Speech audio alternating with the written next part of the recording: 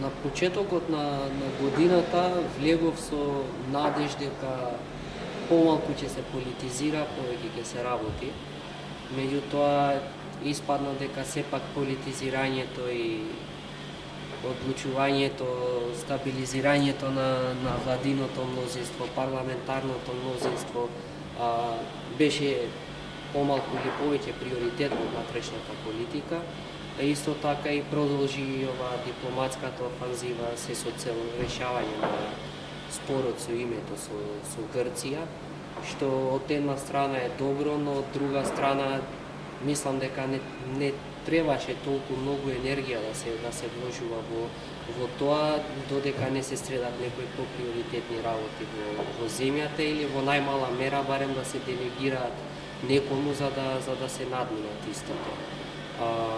Мислам, видите, невработеноста е се уште на високо ниво.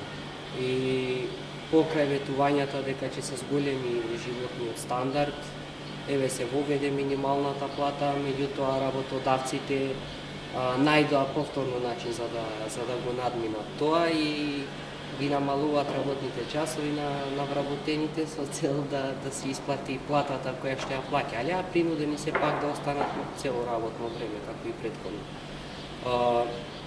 Друга работа, дека нели сега сме поотворено општество и се чувствува слободата, тоа морам да го споменам. Меѓутоа, има една слика се врти по социјалните медиуми, каде што се прават некои избори помеѓу животните во џунглата. И наредени се таму тигарот, има риба, има алигатор, има птица, не знам што уште, различни животни. И човекот кој што ја прави селекцијата им вели за фер селекција сите ќе мора да се искачите на дрвото позади вас.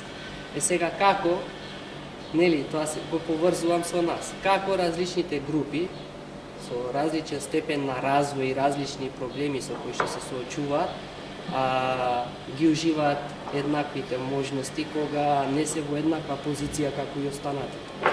Во една прилика споменав, ќе го споменам тоа повторно, за да се искористат отвореноста и еднаквите можности што ги нудат институциите, барем декларативно засега, мора практично да се овозможат услови за оние поранливите групи, како што е ромската заедница, да го достигнат тоа ниво, таа почетна позиција како и останатите заедници, за потоа да зборуваме за еднакви можности и за отвореност на сите.